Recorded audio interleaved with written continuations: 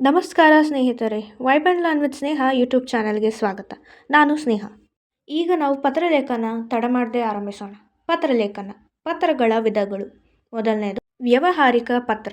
ಕೆಲಸ, ವ್ಯಾಪಾರ, ಶಾಲೆ, ಕಚೇರಿ ಅಥವಾ ಸರ್ಕಾರಿ ಕಾರ್ಯಗಳಲ್ಲಿ ಬರೆಯುವ ಪತ್ರವನ್ನು ವ್ಯಾವಹಾರಿಕ ಪತ್ರ ಎಂದು ಕರೆಯಲಾಗುತ್ತದೆ. ನಾವು ಯಾವ ಪತ್ರವನ್ನು ಶಾಲೆ ಅಥವಾ ಸರ್ಕಾರಿ ಅಧಿಕಾರಿಗಳಿಗೆ ಬರಿತೀವಿ ಅಂತಹ ಪತ್ರನ ನಾವೇನಂತ ಕರಿತೀವಿ? ವ್ಯಾವಹಾರಿಕ ಪತ್ರ ಅಂತ ನಾವು ಕರಿತೀವಿ. ಎರಡನೆಯದು ಅನೌಪಚಾರಿಕ ಪತ್ರ. ಸ್ನೇಹಿತರಿಗೆ, ಸಂಬಂಧಿಗಳಿಗೆ ಹಾಗೂ ಪೋಷಕರಿಗೆ ಬರೆಯುವುದನ್ನು ನಾವು ಅನೌಪಚಾರಿಕ ಪತ್ರ ಎಂದು ಕರಿತೀವಿ. ಇಂದಿನ ವಿಡಿಯೋದಲ್ಲಿ ನಾವು ವ್ಯಾವಹಾರಿಕ ಪತ್ರ ಬಗ್ಗೆ ತಿಳ್ಕೊಳ್ಳೋಣ. ವ್ಯಾವಹಾರಿಕ ಪತ್ರದ ಭಾಗಗಳು. ಮೊದಲನೇದು ಪತ್ರ ಬರೆಯುವವರ ವಿಳಾಸ. ಯಾರು ಪತ್ರನ ಬರಿತಾ ಇದ್ದಾರೆ ಅವರ ವಿಳಾಸ ಅಂದರೆ ಅಡ್ರೆಸ್ ಮತ್ತು ಅವರ ಹೆಸರನ್ನು ಬರೆಯೋದನ್ನು ನಾವು ಇಂದ ಅಂತ ಕರಿತೀವಿ. ಅಂದರೆ ನಿಮ್ಮಿಂದ ಅವರಿಗೆ ಪತ್ರ ಹೋಗ್ತಾ ಇದೆ, ಸೊ ಇಂದ ಅಂತ ಬರಿತೀವಿ. ಇಂದ ಅಂತ ಬರೆದು ಹೆಸರು ಮತ್ತು ಅವರ ವಿಳಾಸ ಅಂದರೆ ಅಡ್ರೆಸ್ ಬರಿತೀವಿ. ನೆಕ್ಸ್ಟು ಬರಿಬೇಕಾಗಿರೋದು ದಿನಾಂಕ ಅಂದರೆ ಡೇಟ್. ದಿನಾಂಕನ ಅಂದಿನ ದಿನ ಯಾವಾಗ ನೀವು ಅವರಿಗೆ ಪತ್ರ ಬರಿತಾ ಇದ್ದೀರಾ ಅಂದಿನ ದಿನಾಂಕ ಅಂದರೆ ಅಂದಿನ ಡೇಟನ್ನ ನೀವು ಬರೀಬೇಕು. ನೆಕ್ಸ್ಟ್ ಬರೋದು ಪತ್ರ ಸ್ವೀಕರಿಸುವವರ ವಿಳಾಸ. ಅಂದರೆ ನೀವು ಬರೆಯೋ ಪತ್ರನ ಯಾರು ಸ್ವೀಕರಿಸ್ತಾ ಇದ್ದಾರೆ, ಯಾರಿಗೆ ನೀವು ಪತ್ರ ಬರಿತಾ ಇದ್ದೀರಾ ಅವರ ಹೆಸರು ಮತ್ತು ಅವರ ವಿಳಾಸ ಅಂದರೆ ಅಡ್ರೆಸ್ನ ಬರೆಯೋದನ್ನು ನಾವು ಇವರಿಗೆ ಅಂತ ಬಳಸ್ತೀವಿ. ಮುಂದಿನದು ಸಂಬೋಧನೆ. ಗೌರವಾನ್ವಿತ, ಮಾನ್ಯರೇ. ನಾವು ಅವರಿಗೆ ಗೌರವವನ್ನು ನೀಡುವ ಸಲುವಾಗಿ ನಾವು ಸಂಬೋಧನೆಯನ್ನು ಬಳಸ್ತೀವಿ. ಈ ವ್ಯಾವಹಾರಿಕ ಪತ್ರದ ಭಾಗದಲ್ಲಿ ನೀವು ಪತ್ರ ಬರೆಯುವವರ ವಿಳಾಸ ಹಾಗೂ ಪತ್ರ ಸ್ವೀಕರಿಸುವವರ ವಿಳಾಸ ಹಾಗೂ ಸಂಬೋಧನೆಯನ್ನು ನೀವು ಎಡಭಾಗದಲ್ಲಿ ಅಂದರೆ ಲೆಫ್ಟ್ ಸೈಡಲ್ಲಿ ಬರಿಬೇಕು. ನೀವು ದಿನಾಂಕನ ರೈಟ್ ಸೈಡಲ್ಲಿ ಬರೀಬೇಕಾಗುತ್ತೆ. ವ್ಯಾವಹಾರಿಕ ಪತ್ರದ 5ನೇ ಭಾಗ ಬಂದು ವಿಷಯ. ವಿಷಯ ಅಂದರೆ ನೀವು ಯಾವುದರ ಮೇಲೆ ನೀವು ಪತ್ರನ ಬರಿತಾ ಇದ್ದೀರಾ ಅದನ್ನು ನೀವು ಒಂದು ಲೈನಲ್ಲಿ ಬರೀಬೇಕಾಗುತ್ತೆ. ಹಾಗೂ ಬಾಡಿ ಆಫ್ ದ ಲೆಟರ್ ಅಂದರೆ ಪತ್ರದ ಮುಖ್ಯ ವಿಷಯ ಏನಿದೆ, ನೀವು ಪತ್ರನ ಏನಕ್ಕೆ ಬರೆದಿದ್ದೀರಾ ಅದನ್ನು ಪೂರ್ತಿ ಬರೆದು ಅದಾದಮೇಲೆ ಸಹಿನ ಹಾಕಬೇಕಾಗುತ್ತೆ. ಸಹಿ ಅಂದರೆ ಸಿಗ್ನೇಚರು ರೈಟ್ ಸೈಡ್ಗೆ ಬರಬೇಕಾಗುತ್ತೆ. ಇಲ್ಲಿ ನೀವು ವ್ಯಾವಹಾರಿಕ ಪತ್ರದ ಅಲೈನ್ಮೆಂಟ್ ಮತ್ತು ಯಾವುದು ಯಾವ ಕಡೆ ಬರಿಬೇಕು ಅಂತ ತಿಳ್ಕೊಬಹುದು. ಇಲ್ಲಿ ನೋಡಬಹುದು ನಾವು ಲೆಫ್ಟ್ ಸೈಡ್ ಅಂದರೆ ಎಡಭಾಗದಲ್ಲಿ ನಾವು ಇಂದ ಬರೆದಿದ್ದೀವಿ. ಇಂದ ಕೆಳಗೆ ಆ ವ್ಯಕ್ತಿಯ ಹೆಸರು ಮತ್ತು ಅವರ ವಿಳಾಸ ಅಂದರೆ ಅಡ್ರೆಸ್ ಬರಿಬೇಕು. ಒಂದು ಲೈನ್ ಬಿಟ್ಟು ನೆಕ್ಸ್ಟ್ ಇವರಿಗೆ, ನೀವು ಯಾರಿಗೆ ಪತ್ರ ಬರಿತಾ ಇದ್ದೀರಾ, ಯಾರು ಪತ್ರನ ಸ್ವೀಕರಿಸಬೇಕು ಅವರ ಹೆಸರು ಮತ್ತು ಅವರ ಅಡ್ರೆಸ್ನ ಬರಿತೀರಾ. ನೆಕ್ಸ್ಟು ಒಂದು ಲೈನ್ ಬಿಟ್ಟು ಮಾನ್ಯರೇ ಅಂದರೆ ಅವರಿಗೆ ಗೌರವ ತಿಳಿಸುವ ಸಲುವಾಗಿ ಬಳಸುವಂತಹ ಪದ ಮಾನ್ಯರೇ. ಅದರ ಕೆಳಗೆ ಒಂದು ಫಿಂಗರ್ ಸ್ಪೇಸ್ ಗ್ಯಾಪ್ ಬಿಟ್ಟು ವಿಷಯ ಅಂತ ಬರಿತೀರಾ. ನೀವು ಏನಕ್ಕೆ ಪತ್ರ ಬರಿತಾ ಇದ್ದೀರಾ ಅದನ್ನು ನೀವು ಒಂದು ಲೈನಲ್ಲಿ ಬರೀಬೇಕಾಗುತ್ತೆ. ಇದು ಲೆಫ್ಟ್ ಸೈಡ್ ಎಡಭಾಗದಲ್ಲಿ ಆಯಿತು. ಈಗ ರೈಟ್ ಸೈಡಲ್ಲಿ ದಿನಾಂಕ ಅಂದರೆ ಡೇಟ್ ಬರೀಬೇಕು. ಅದರ ಕೆಳಗಡೆ ಸ್ಥಳ ಅಂದರೆ ನೀವು ಯಾವ ಸ್ಥಳದಲ್ಲಿ ಪತ್ರ ಬರಿತಾ ಇದ್ದೀರಾ ಆ ಸ್ಥಳನ ನೀವು ಬರೀಬೇಕಾಗುತ್ತೆ. ಅದಾದಮೇಲೆ ಎಡಭಾಗದಿಂದ ನೀವು ಒಂದು ಫಿಂಗರ್ ಸ್ಪೇಸ್ ಗ್ಯಾಪ್ ಕೊಟ್ಟು ಅಲ್ಲಿಂದ ನೀವು ಪತ್ರದ ವಿಷಯನ ಬರ್ಕೊಂಡು ಹೋಗಬೇಕು. ಬರ್ಕೊಂಡು ಹೋಗಾದ್ಮೇಲೆ ವಿಷಯ ಮುಗಿದ ಮೇಲೆ ಎಡಭಾಗದಲ್ಲಿ ವಂದನೆಗಳೊಂದಿಗೆ ಅಂತ ಬರಿತೀರಾ. ಅಂದರೆ ಅವರಿಗೆ ವಂದನೆಗಳನ್ನು ಅಥವಾ ಧನ್ಯವಾದಗಳನ್ನು ತಿಳಿಸುವ ಸಲುವಾಗಿ ವಂದನೆಗಳೊಂದಿಗೆ ಅಂತ ಬರಿತೀರಾ. ಈಗ ರೈಟ್ ಸೈಡ್ ಅಂದರೆ ಬಲಭಾಗದಲ್ಲಿ ಇಂತಿ ಅಂತ ಬರೆದು ನೀವು ಸರ್ಕಾರಿ ಕಚೇರಿಗೆ ಬರಿತಾ ಇದ್ದರೆ ತಮ್ಮ ವಿಶ್ವಾಸಿ ಅಂತ ಬರಿತೀರಾ.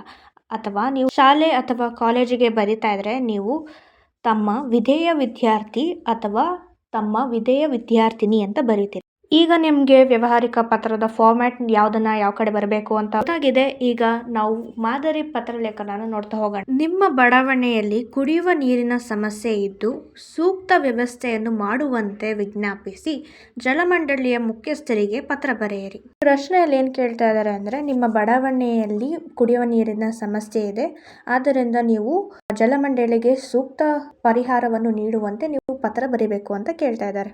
ಇಂದ ಸ್ನೇಹ, ಗೋಕುಲ ನಗರ, ಚುಂಚಘಟ್ಟ ರಸ್ತೆ, ಬೆಂಗಳೂರು.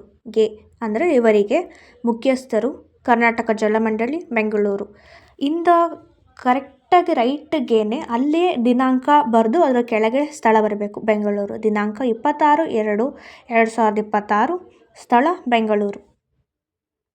ಇಲ್ಲಿ ನಾವು ಮೊದಲು ಇಂದ ಬರೆದು ಅದರ ಕೆಳಗೆ ಸ್ನೇಹ ಅಂದರೆ ಹೆಸರು ಬರೆದು ಅದಾದಮೇಲೆ ವಿಳಾಸ ಗೋಕುಲ ನಗರ, ಚುಂಚಘಟ್ಟ ರಸ್ತೆ, ಬೆಂಗಳೂರು ಅಂತ ಬರ್ತಿದ್ದೀವಿ. ಅದಾದಮೇಲೆ ಗೆ ಅಂದರೆ ಇವರಿಗೆ ಮುಖ್ಯಸ್ಥರು, ಕರ್ನಾಟಕ ಜಲಮಂಡಳಿ ಅಂತ ಬರೆದು ಬೆಂಗಳೂರು. ಮಾನ್ಯರೇ. ವಿಷಯ ಕುಡಿಯುವ ನೀರಿನ ವ್ಯವಸ್ಥೆ ಕುರಿತು.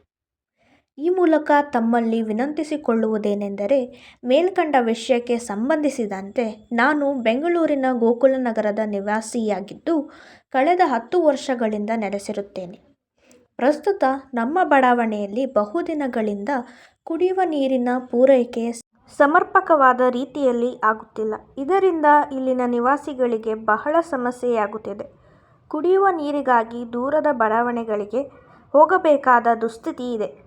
ಆದ ಕಾರಣ ಈ ಸಮಸ್ಯೆಯನ್ನು ಅತಿ ಶೀಘ್ರದಲ್ಲಿ ಪರಿಹರಿಸಬೇಕೆಂದು ಸಂಬಂಧಪಟ್ಟ ಅಧಿಕಾರಿಗಳಿಗೆ ಆದೇಶಿಸಬೇಕೆಂದು ನಮ್ಮ ಬಡಾವಣೆಯ ಸಮಸ್ತ ನಾಗರಿಕರಾಗಿ ತಮ್ಮಲ್ಲಿ ವಿನಂತಿಸುತ್ತೇನೆ. ಪತ್ರದ ಮುಖ್ಯ ವಿಷಯ ಅಂದರೆ ಬಾಡಿ ಆಫ್ ದ ಲೆಟರ್ ಬರಿಬೇಕಾದ್ರೆ ಅಂದರೆ ನೀವು ಸರ್ಕಾರಿ ಅಧಿಕಾರಿಗಳಿಗೆ ಸಮಸ್ಯೆ ಕುರಿತು ಬರಿತಾ ಇದ್ದೀರಾ ಅಂದರೆ ನೀವು ಸಮಸ್ಯೆಯನ್ನು ಬರಿಬೇಕು. ಆ ಸಮಸ್ಯೆಯಿಂದ ಆಗುವ ಪರಿಣಾಮ ಅಥವಾ ಕಷ್ಟಗಳನ್ನು ನೀವು ಬರೀಬೇಕಾಗುತ್ತೆ. ಆಮೇಲೆ ಅವರಿಂದ ನಾವು ಪರಿಹಾರನ ಕೇಳಬೇಕಾಗುತ್ತೆ. ಸೊ ಇದು ನೀವು ಪತ್ರದ ಮುಖ್ಯ ವಿಷಯದಲ್ಲಿ ನೀವು ಇನ್ಕ್ಲೂಡ್ ಮಾಡಬೇಕಾಗುತ್ತೆ. ಅದಾದಮೇಲೆ ವಂದನೆಗಳೊಂದಿಗೆ ತಮ್ಮ ವಿಶ್ವಾಸಿ ಸ್ನೇಹ. ನಾವಿವಾಗ ಮತ್ತೊಂದು ಮಾದರಿ ವ್ಯಾವಹಾರಿಕ ಪತ್ರವನ್ನು ನೋಡ್ತಾ ಹೋಗೋಣ. ನಿಮ್ಮನ್ನು ಸೇವಂತಿ/ಪ್ರದೀಪ್ ಎಂದು ಭಾವಿಸಿ ವಿದ್ಯುತ್ ದೀಪ ಸರಿಪಡಿಸುವಂತೆ ಬೆಸ್ಕಾಂ ಅವರಿಗೆ ಪತ್ರ ಬರೆಯಿರಿ. ಇಲ್ಲಿ ಪ್ರಶ್ನೆಯಲ್ಲಿ ಏನು ಕೇಳ್ತಾ ಇದ್ದಾರೆ ಅಂದರೆ, ಈ ಪತ್ರಲೇಖನದಲ್ಲಿ ಅವ್ರು ಕೇಳ್ತಾ ಇದ್ದಾರೆ, ನಿಮ್ಮ ಪ್ರದೇಶದ ವಿದ್ಯುತ್ ದೀಪ ಸರಿ ಇಲ್ಲ ಅಂದರೆ ಸ್ಟ್ರೀಟ್ ಲೈಟು ಹಾಳಾಗಿದೆ, ಅದನ್ನು ಸರಿಪಡಿಸೋಕ್ಕೆ ಬೆಸ್ಕಾಂ ಅವ್ರಿಗೆ ಪತ್ರ ಬರೆಯಿರಿ ಅಂತ ಕೇಳ್ತಾ ಇದ್ದಾರೆ.